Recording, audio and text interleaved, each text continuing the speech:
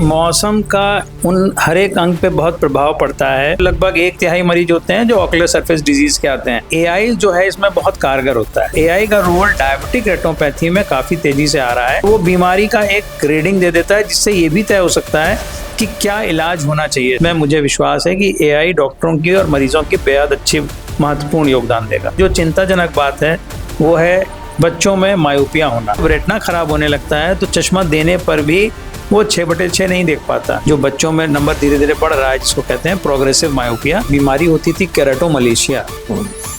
ये vitamin A की deficiency या उसकी कमी से होती है। ज्यादातर होता है सरकारी अस्पतालों में, मोतियाबिंद पे फोकस होता है।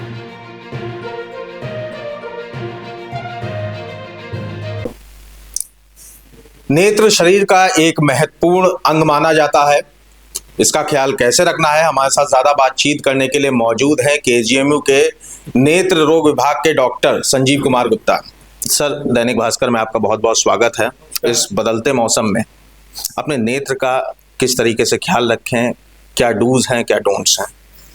देखिए, मौसम का उन हर एक अंग पे बहुत प्रभाव पड़ता है जिनको बाहर के वातावरण से सामना करना पड़ता है, जिसमें मैं बड़ा संक्षिप्त में बोलूँगा कि एक तो है आँख की सतह, क्योंकि वो गीली होती है तो हवा के माध्यम से जो कण इसमें पहुँच जाते हैं वो चिपक के वहाँ रुक जाते हैं। और दूसरा इसी तरह का अंग है सांस का रास्ता, जिसमें हवा से प्रभाव पड़ता है। अच्छा, अमूमन इस मौसम में दो बातें होती हैं। एक तो इस मौसम में कुछ वातावरण ऐसा हो जाता है कि हवा का मूवमेंट कम हो जाता है, तो इसलिए जो भी पॉल्यूशन है वो बढ़ने लगता है। जैसा कि हम लोग देखते हैं कि दिल्ली में इस मौसम में हर साल की भांति स्मॉग और फॉग की प्रॉब्लम आ जाती है। ये है मौसम से जुड़ी हुई बात, क्योंकि जो हवा का मूवमेंट है कम होने से यहाँ पे गंदगी रुकने लगती है हवा में। अमूमन मैंने ये चीज़ देखी है कि इस मौसम में बच्चों में एलर्जी बढ़ जाती है और बड़ों में आँख में कड़वाहट, नमी की कमी, आंसू आना और धुंधला दिखना, इस वजह से ये बढ़ने लगता है। कुल मिला के आँख की जो बाहरी सतह है जिसको हम लोग कहते हैं ऑक्यूलर सरफेस, तो इससे संबंधित ड्राइनेस डिजीजेज शुरू होती हैं, जिसमें पॉल्यूशन से जो नुकसान है वो है, और कुछ लोगों में जिनमें एलर्जी है उनमें एलर्जी बढ़ जाती है।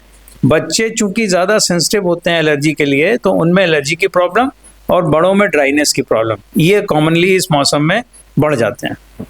डेली बेसिस पर अगर हम बात करें तो लगभग कितने मरीज विभाग में आ रहे हैं, और अधिकतर क्योंकि नेत्र रोग के भी अलग अलग प्रकार हैं, तो अधिकतर किस चीज़ के मरीज आ रहे हैं? देखिए, ऐसा कोई बहुत फर्क मौसम से यूं नहीं पड़ता, लेकिन अगर आप मान के चलें कि जैसे 300 मरीज की ओपीडी होती है सामान्यतः हम लोगों की आँख वाली ओपीडी, उसमें मैं मान के चलूँगा करीब इस मौसम में एक और फ़र्क पड़ता है कि वो मौसम थोड़ा ठंडा होने लगता है, तो जिन लोगों को मोतियाबिंद का ऑपरेशन कराना है और वो रुके होते हैं गर्मी के कारण, वो भी आने लगते हैं। तो इसमें एक अनुपात अगर मोटा मोटा बनाए तो लगभग 1/3 मरीज होते हैं जो ऑक्यूलर सरफेस डिजीज़ के आते हैं, जिनमें एलर्जी है, पॉल्यूशन से जो ड्राइनेस है उससे संबंधित। कुछ मरीज होते हैं, समझ लीजिए 1/3 जो मोतियाबिंद और इस तरह की बीमारी जिसमें रोशनी प्रभावित है और ऑपरेशन की ज़रूरत है, वो आते हैं। मेरा स्पेशलाइजेशन रेटिना का है, तो इसलिए रेटिना के तो साल भर मरीज आते हैं, तो कुछ हिस्सा उनका रहता ही रहता है। और बाकी कुछ मरीज होते हैं जिसमें हम लोग देखते हैं आरओपी की एक बड़ा हिस्सा, चूंकि मैं ही देखता हूँ। आरओपी की बीमारी है रेटिनोपैथी और प्रीमेच्योरिटी, जिसमें जो नवजात शिशु 1 महीने से छोटा होता है, कभी कभी उसके पर्दे की खून की नसें अगर ठीक से नहीं बनती या पर्दे का विकास नहीं होता तो उसका पर्दा खराब हो जाता है और उसे जीवन पर्यंत अंधता रहती है। तो वो कुछ हिस्सा वो रहता है, और ये मौसम से नहीं बदलता। जो मैं बता रहा हूँ, जैसे कि पर्दे की समस्याएं हैं, बच्चों के रेटिनोपैथी की प्रीमेच्योरिटी है, वो सब चीज़ें अनवरत साल भर चलती रहती हैं। तो इस समय ऑपरेशन वाले मरीज जो मोतियाबिंद के ऑपरेशन चाहते हैं वो बढ़ जाते हैं, और एलर्जी और ड्राइनेस ये बढ़ जाती हैं। डायग्नोसिस की अगर बात करें, डायग्नोसिस के क्या क्या नए तरीके इजाद किए गए हैं और एआई का कितना सिग्निफिकेंस है? देखिए, डायग्नोस्टिक टूल बड़े इंपॉर्टेंट है आज की डेट में। मरीज भी चाहता है कि उसकी हर तरह से परख हो जाए, और इसलिए और बिल्कुल सटीक बीमारी की पहचान हो, और इसीलिए हम लोग बहुत सारे डायग्नोस्टिक टूल यूज़ करते हैं। रेटिना में तो उनके बिना काम ही नहीं हो सकता, तो रेटिना में हम लोग पर्दे का फोटो, जिसको कहते हैं फंडस कैमरा, वो यूज़ करते हैं। वो हमारे यहाँ कई सालों से है। जो नई जांच है उनमें एक होता है ओसीटी, ऑप्टिकल कोहेरेंस टोमोग्राफी, जिसमें हम लोग बहुत ही सूक्ष्म तरीके से डिटेल रेटिना का देख पाते हैं और बीमारी की पहचान कर लेते हैं। और उसमें एक नई चीज़ जुड़ी है, वो है ओसीटी एंजियोग्राफी। इसमें एंजियोग्राफी बिना किसी डाई को डाले हो जाती है, जिससे वो खून के प्रवाह को नापती है। और कुछ जांचें हैं जिसमें कि हम लोग एक ड्राई आई डिजीज के लिए एक मेबोमियन ग्लैंड जो पलक में होते हैं, जो तेल जैसा पदार्थ बनाते हैं, उनकी परख हो सकती है उस जांच से, और ये बहुत मदद करती है हम लोगों को ड्राई आई डिजीज डायग्नोज और उसका ट्रीटमेंट करने में। इसके अलावा जो रेटिना की हम बात कर रहे हैं, तो और जो जांचें हैं वो हमारे यहाँ जैसे अल्ट्रासाउंड है आँख का, उसका यूज़ है। और एआई की जो आपने बात बोली, एआई जो है बेसिकली इसके बहुत सारे मॉडल ट्रेन किए जा रहे हैं, क्योंकि आँख में एक अलग अप्रोच होती है, क्योंकि आँख में आप चीज़ों को छू नहीं सकते। जैसे अमूमन शरीर में अगर जैसे किसी को पेट में दर्द है तो उस जगह का बाहर से आप उसको देख सकते हैं टॉर्च लगा के, छू सकते हैं। परकशन एक चीज़ कहलाती है जिसमें उसको ठोक के बजा के जो आवाज़ निकल रही है उसको देखते हैं, और ऑस्कल्टेट करते हैं, ये आला लगा के सुन सकते हैं। आँख में ऐसी कोई सुविधा नहीं है। आँख में जो भी डायग्नोसिस बननी है वो केवल तस्वीर के माध्यम से, और जो दिख रहा है दृश्य उसी के माध्यम से बननी है। आँख में अंदर की टिश्यू को आप छू नहीं सकते, उसको आप ऑस्कल्टेट या आला लगा के नहीं देख सकते। इसलिए एआई जो है इसमें बहुत कारगर होता है। हम लोग जो तस्वीरें लेते हैं, जैसे पर्दे की फ़ोटो लिया, तो डायबिटीज़ से डायबिटिक रेटिनोपैथी होती है, जिसमें पर्दे में कुछ परिवर्तन दिखते हैं, जिसमें खून के धब्बे, सूजन के इलाके ऐसे बन जाते हैं। एआई को अगर अच्छे से ट्रेन किया जाए मॉडल से, जिसमें कि एआई का बुनियादी तरीका अगर मोटा मोटा समझें तो एआई बेसिकली एक इंसान को सोच सकते हैं जिसमें प्रतिभा है कि वो सीख सकता है। तो उसको अगर आप बहुत सारी तस्वीरें दे दें और उसको बता दें कि ये इसके लक्षण हैं, तो वो सीख लेता है लक्षण पहचानना, और तस्वीर के माध्यम से वो इंटरप्रेट कर लेता है। तो एआई का रोल डायबिटिक रेटिनोपैथी में काफ़ी तेज़ी से आ रहा है, जिसमें कि एक फ़ोटोग्राफ जो हम एआई मॉडल को देंगे वो ये चिन्हित कर सकता है कि इस मरीज में कहाँ कहाँ कितनी स्टेज की डायबिटिक रेटिनोपैथी है, और इससे डायग्नोसिस आसान हो जाती है। दूर दराज इलाके जहाँ पे डॉक्टर नहीं पहुँच सकते, वहाँ अगर इक्विपमेंट या तस्वीर ली जा सकती है तो उसके माध्यम से डॉक्टर तक पहुँच जा सकती है, और वो बीमारी का एक ग्रेडिंग दे देता है, जिससे ये भी तय हो सकता है कि क्या इलाज होना चाहिए इस स्टेज पे। तो एआई का बहुत यूज़ है इसमें ऑप्थेल्मोलॉजी में, और इसमें केवल पर्दे की नहीं, बाहर की आई की डिजीज़ेज जो आँख की सरफेस की हैं, ये सब चीज़ों में एआई का महत्वपूर्ण रोल बढ़ रहा है। ऑल्दो अभी मैं कहूँगा कि ऐसा नहीं है कि हम लोग के बराबर उसको समझ पाए, लेकिन आने वाले वक्त में मुझे विश्वास है कि एआई डॉक्टरों की और मरीजों की बेहद अच्छी महत्वपूर्ण योगदान देगा। वर्तमान परिप्रेक्ष्य की अगर हम बात करते हैं तो देखा जा रहा है कि छोटे छोटे बच्चे और युवाओं में खासकर आईसाइट कमज़ोर हो रही है। इसके प्रमुख कारण क्या हो सकते हैं? जो कमज़ोर हो रही है शब्द, इसको मैं थोड़ा सा मॉडिफाई करता हूँ। चश्मे की ज़रूरत को कमज़ोरी कहना गलत है, क्योंकि जिसको चश्मा लगता है वो चश्मा लगा के भी जितना विजन होना चाहिए उतना देख लेता है। इसको कहते हैं कि चश्मे की ज़रूरत या रिफ्रैक्टिव एरर है। अब रिफ्रैक्टिव एरर बहुत कॉमन डिजीज़ हो गई है, और ख़ासतौर से बच्चों में, यंग युवाओं में, और एक उम्र के बाद नज़दीक की निगाह कमज़ोर होती है। वो कुदरत ने कुछ ऐसा व्यवस्था बनाई है कि 40 के बाद वो थोड़ा सा कम होती है। लेकिन जो चिंताजनक बात है वो है बच्चों में मायोपिया होना। मायोपिया कहते हैं इस बीमारी को जिसमें नज़दीक का ठीक दिखता है लेकिन दूर दृष्टि रोग है ये, और इसका इलाज चश्मे से हो सकता है, कॉन्टैक्ट लेंस से होता है, और ऑपरेशन होते हैं इसके। मायोपिया बहुत ज़्यादा इस समय प्रेवलेंस है उसकी, और एक अगर हम लोग शहरी और ग्रामीण क्षेत्र दोनों की परिभाषा देखें तो लगभग बराबर सा है, ऑल्दो अर्बन एरियाज़ में हमेशा स्टडीज़ में ज़्यादा आता है। और मायोपिया की वजह से जो चश्मा लगता है उसकी ज़रूरत, ना केवल चश्मे की ज़रूरत की वजह से बच्चे को जब तक चश्मा नहीं लगता तो उसको साफ नहीं दिखता। दूसरा, अगर मायोपिया ज़्यादा नंबर होता है, जैसे कि हम लोग परिभाषित करते हैं कि 6 नंबर से अगर ऊपर है, -6 से ऊपर है नंबर, तो साथ में रेटिना में भी कुछ समस्याएं आने लगती हैं, जिसकी वजह से रोशनी और ज़्यादा ख़राब हो जाती है। अब यहीं पे वो फ़र्क समझ में आएगा।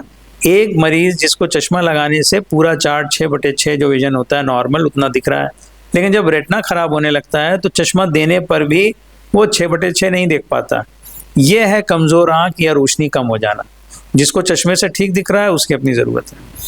अब मायोपिया जो बच्चों में होता है उसमें एक और समस्या आती है, ये नंबर धीरे धीरे बढ़ता जाता है, और ये कुछ हद तक शरीर के ग्रोथ से या शरीर की जो बढ़त है उससे जुड़ा होता है। बुनियादी तौर पे मायोपिया इसलिए होता है कि आँख अगर एक कैमरे के समान समझें, तो अगर आँख का साइज़ बड़ा हो जाएगा तो मायोपिया हो जाएगा। अब ये जो आँख का साइज है, एक छोटा बच्चा जो पैदा होता है उसमें लगभग 16-17 मिलीमीटर होता है, और एक एडल्ट में यही साइज होता है लगभग 22-24 मिलीमीटर। अब ये जो ग्रोथ है, ये ग्रोथ अगर इससे ज़्यादा हो जाए तो मायोपिया हो जाएगा। अब ये ग्रोथ जो है शरीर के बहुत सारे चीज़ों से जुड़ी है, जैसे कि जन्म के समय कोई समस्या थी या नहीं था, क्योंकि आरओपी के मरीजों में देखा जाता है कि अगर आरओपी हुआ था और उससे पर्दे में कोई नुकसान नहीं हुआ तो भी इन बच्चों को आगे चल के मायोपिया हो जाता है। दूसरा जेनेटिक है। तीसरा, जो बच्चे नज़दीक का काम ज़्यादा करते हैं, मतलब खेल कूद मैदान का खेल कम करते हैं, पढ़ाई ज़्यादा करते हैं, मोबाइल ज़्यादा चलाते हैं, उनमें मायोपिया के लक्षण ज़्यादा होते हैं। और चूंकि मायोपिया जैसे मैंने बताया धीरे धीरे बढ़ता है, तो अगर किसी को 1 नंबर आज लगा है और उसकी उम्र लगभग 10 साल है, तो ये शरीर की ग्रोथ 20 साल तक होती है।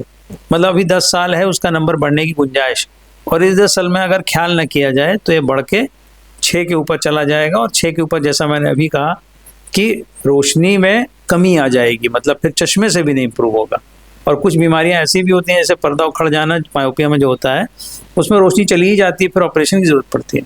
तो कुल मिला के बच्चों को हमेशा इनकरेज किया जाए कि वो थोड़ा आउटडोर एक्टिविटी रखें, मोबाइल का उपयोग कम करें, और पढ़ाई लिखाई के लिए जितना ज़रूरी है उसको अवॉइड नहीं कर सकते वो करें, लेकिन बाहर की एक्टिविटी ज़रूर रखें। और मायोपिया के ट्रीटमेंट में भी, जो प्रोग्रेसिव मायोपिया कहलाता है, जो बच्चों में नंबर धीरे धीरे बढ़ रहा है, जिसको कहते हैं प्रोग्रेसिव मायोपिया, इसके इलाज में बिल्कुल पहचाना गया है कि आउटडोर एक्टिविटीज़ अगर बढ़ाई जाती हैं दवा वगैरह के अलावा, तो चश्मे का नंबर बढ़ना रुक सकता है। तो बच्चों को इनकरेज करना चाहिए। और रादर हम अगर अपने यंग एज की बात सोचें तो हम लोगों को डांटा जाता था कि बहुत बाहर खेलते हो, घर में बैठो, और अब स्थिति उल्टी है। अब ये सिखाना चाहिए बच्चों की भैया थोड़ा बाहर जाके खेलो, घर ही में बैठे बैठे क्या कर रहे हो। ये हम लोगों को अप्रोच में फ़र्क लाना पड़ेगा। अच्छा डॉक्टर साहब, शराब और तंबाकू का सेवन कितना एडवर्सली इफेक्ट कर सकता है, कितना नेगेटिवली इफेक्ट कर सकता है आई की हेल्थ को? कुछ बीमारियां हैं जिनका सीधा सीधा संबंध है शराब और तंबाकू से। मैं जैसे गिनाता हूँ आपको, जैसे डायबिटिक रेटिनोपैथी है, मतलब डायबिटीज़ से जो पर्दे में खराबी आनी है, वो अगर कोई व्यक्ति शराब और तंबाकू लेता है, खासतौर से टोबैको, तो उसकी वो रेटिनोपैथी डेफिनेटली ज़्यादा तेज़ी से बढ़ेगी।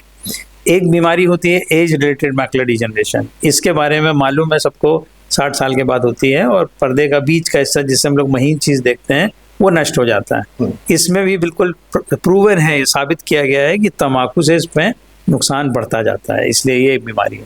इसके अलावा अगर हम लोग बात करें जहरीली शराब जो होती है, जो कभी कभी पेपर में आता है कि इकट्ठा 150 लोग प्रभावित हो गए, उसमें जहरीली शराब अगर कोई पी लेगा तो या तो उसकी मौत हो जाएगी या किडनी फेल हो जाएगी, और अगर बहुत कम डोज में पिया है तो आँख की रोशनी चली जाएगी, दोनों आँख की। तो वो एक ऐसी चीज़ है जो दुर्घटना है, कभी कभी हो जाता है, उसके कारण में जानने की ज़रूरत नहीं है मेरे को भी, लेकिन वो एक वजह है। बाकी इसके अलावा डायबिटीज़ जो है आँख की सतह को भी ख़राब करेगी, और इसमें स्मोकिंग और अल्कोहल दोनों कंट्रीब्यूट करते हैं। मतलब जो लोग अल्कोहलिक हैं, लिवर की समस्या होती है, साथ में कुछ विटामिन जो लिवर बनाता है वो बिगड़ जाते हैं, और जो स्मोकिंग है वो भी डायबिटीज़ और हाइपरटेंशन के साथ मिलके खून की नसों को नुकसान करती है। तो हर तरह से, मतलब अगर हम लोग सीधा सीधा बीमारी जोड़े तो जो मैंने गिनाई वो है, वरना अगर आप शराब और तंबाकू का सेवन करेंगे तो अंततः कुछ ना कुछ नुकसान आँख में होना ही होना है, चाहे सीधा हो, चाहे वो जो बीमारी पैदा करेगी उससे हो। तमाम फील्ड वर्कर्स हैं, हम जैसे रिपोर्टर्स भी हैं, और इंडस्ट्रियल वर्कर्स हैं, उनको भी आँख की तमाम समस्याएं देखने को मिलती हैं, वो अपने आँख का ख्याल कैसे रखें? बहुत अच्छा सवाल किया आपने। इस पे हम लोगों ने एक थीसिस कराई थी जिसमें डॉक्टर अरुण शर्मा उसके चीफ गाइड थे, और उसमें हम लोगों ने ये पहचाना, हम लोगों ने सोचा कि एनवायरमेंटल पॉल्यूशन का क्या इफेक्ट पड़ता है, क्योंकि जो लोग बाहर रहते हैं, मैं तो कमरे में बैठा हूँ जैसे एसी चल रहा है, ठीक है, जो बाहर रहते हैं, तो हमने आइडेंटिफाई ये किया कि जो ट्रैफिक पुलिस है ये सबसे ज़्यादा एक्सपोज्ड होता है पॉल्यूशन से। एक तो सड़क पे खड़ा होता है, दिन भर खड़ा होता है, और वो वहाँ खड़ा है जहाँ पे सारा उत्सर्जन जो निकल रहा है, गैस जो धुआं निकल रहा है गाड़ी का, उसको फेस करता है। तो हम लोगों ने थीसिस कराई थी स्टडी कि इन पुलिस वालों में क्या आँख के मरीज, क्या आँख के रोग ज़्यादा होते हैं, और 1 साल थीसिस चली थी जिसमें हमने कंपेयर किया था उन लोगों से जो सामान्य चश्मे की जांच के लिए आए थे, और हम लोगों ने पाया कि 30 से 40% रोग जो आंख की सतह को प्रभावित करते हैं, जिसमें नाखूना है, जिसमें टेरिजियम है, जिसमें ड्राइनेस है, इसमें एलर्जी है, ये सारी बीमारियां उन मरीजों में ज़्यादा होती हैं जो बाहर के वातावरण के प्रदूषण में ज़्यादा वक्त गुजारते हैं। और इसमें हम सभी लोग शामिल हो जाते हैं जैसे ही व्यक्ति बाहर निकलता है, और खासतौर से अगर मोटरसाइकिल पे या पैदल चलता है। तो ये हम लोगों ने एक बहुत ही महत्वपूर्ण स्टडी की थी, और ये डॉक्टर अरुण शर्मा के नेतृत्व में, उनके गाइडेंस में हुई थी, और इसमें बहुत अच्छा रिजल्ट निकल के आया था, जो ये साबित करता है कि पॉल्यूशन से बचने की कोशिश हम लोगों को करनी चाहिए। अब जहाँ तक आँख का बचाव है, तो आँख के लिए अगर 2 व्हीलर में है तो हम लोग एक हेलमेट लगाएं जो फुल फेस हो, कुछ प्रोटेक्टिव गॉगल्स आते हैं वो लगाए जा सकते हैं, लेकिन अमूमन लोग इतना सावधानी करते नहीं हैं। हम तो अभी आज ओपीडी था मेरा, 2 पेशेंट आए, मोटरसाइकिल से लड़ गए, सर में आँख में चोट लग गई। मैंने पूछा कि भैया हेलमेट लगाए थे, तो कहने नहीं लगाए थे। अगर वो केवल हेलमेट लगाए होते तो संभवतः वो उनकी आँख की रोशनी बच जाती, जो सर में फ्रैक्चर हुआ वो रुक जाता, लेकिन वो हम लोगों की लापरवाही है। गवर्नमेंट या पुलिस कितना किसी को समझाएगी, तो अपनी सुरक्षा खुद करनी पड़ेगी। डॉक्टर साहब, अगर पौष्टिक आहार की बात करें तो क्या कुछ पौष्टिक आहार लें जो कि आई की जो हेल्थ है वो मेंटेन रहे? ये जो बात आपने पूछी ना, इसमें मैं ये जोड़ूंगा कि आज की डेट में मैं अगर याद करूं, जब मैं स्टूडेंट था तो एक बीमारी होती थी केराटोमलेशिया।